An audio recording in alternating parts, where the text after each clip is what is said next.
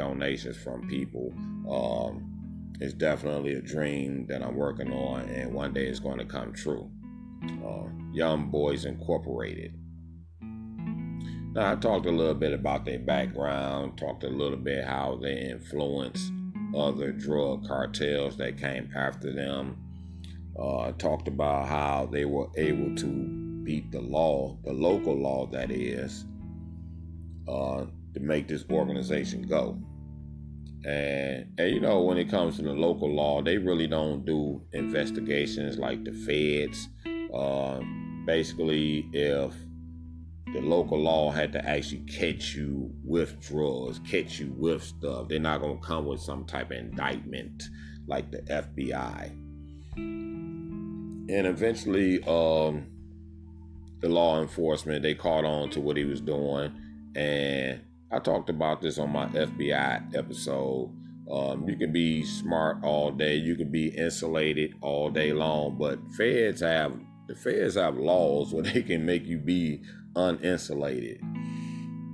And one of those laws is called the RICO, or conspiracy laws. And they originally designed these laws for the mafia back there in New York City.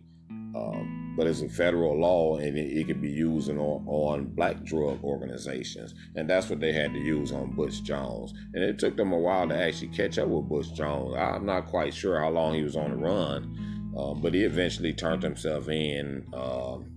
He was on the run for a while, maybe a year or two.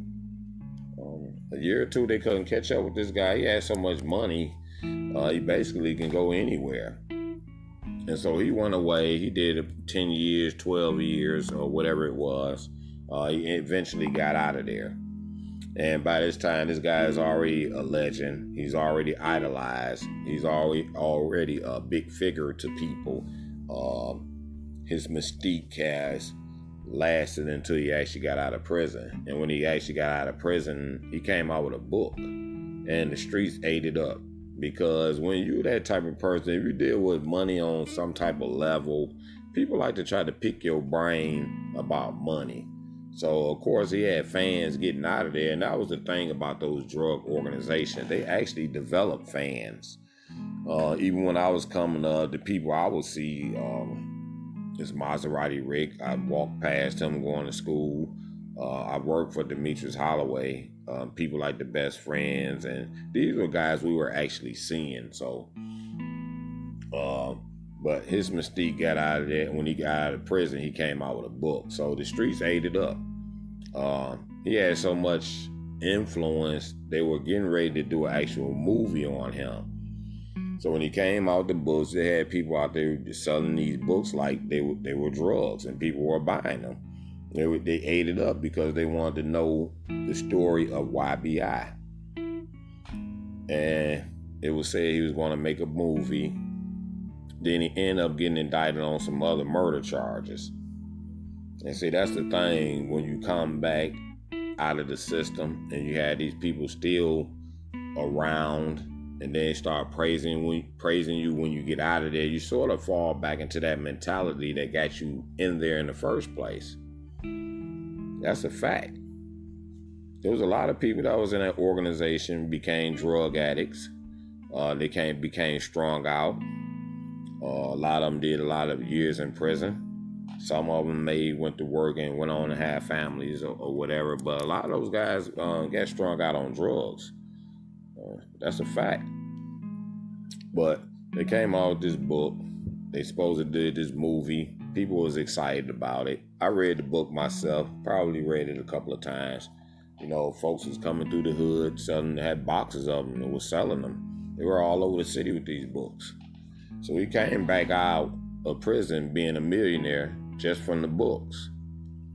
But he just couldn't escape that mentality and end up back up in prison on some murder charges. And he had to stay there for life.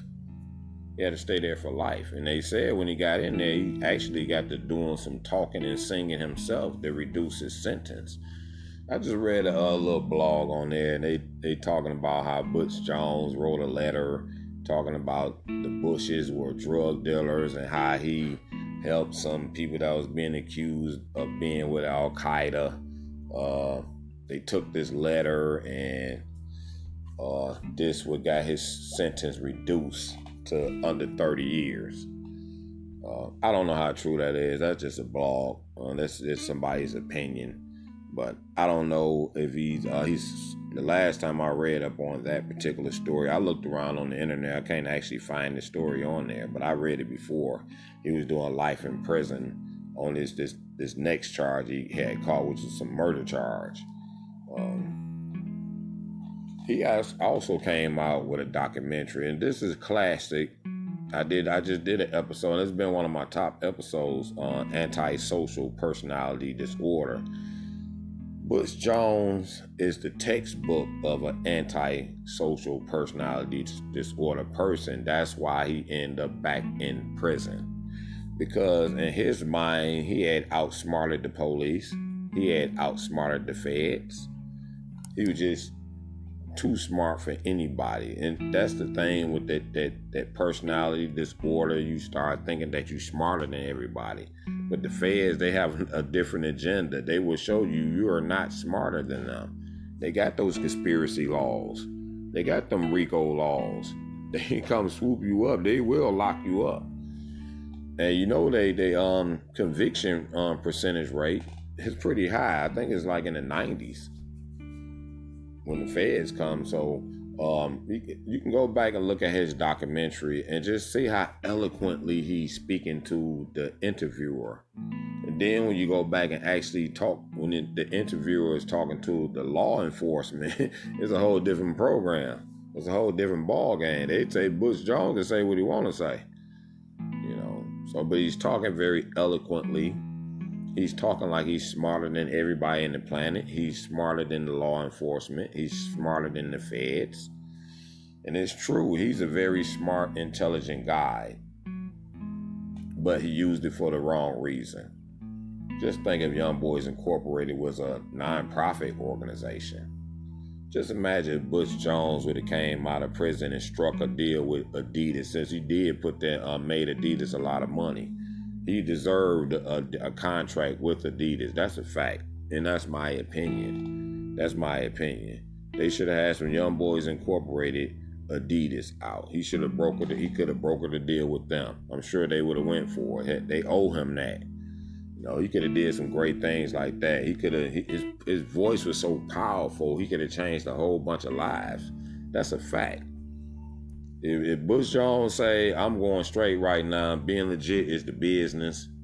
I'm going to open up all these legitimate business. We all need to change our mentality from the street mentality. Just follow my lead. I guarantee y'all, I will lead y'all out of here. We can change a lot of this stuff. People would have listened to Butch Jones. That's a fact. It's people that idolize this guy. But again, it don't last long. He ended up doing a lot of years in prison, but his influence lasted a long time because other drug cartels was emulating their style and their structure. Today people more or less praise BMF, but BMF is definitely not the most influential drug organization from Detroit. It's definitely Young Boys Incorporated. But that's it. I can go on and on talking about these guys and a lot of these stuff, and I'm going to talk more on some of these. I did an episode with Maserati Rick Jr., so I sort of covered Maserati Rick already. It may do a best friend stories or something, but it's the Young Boys Incorporated story, in my opinion. Said G podcast show.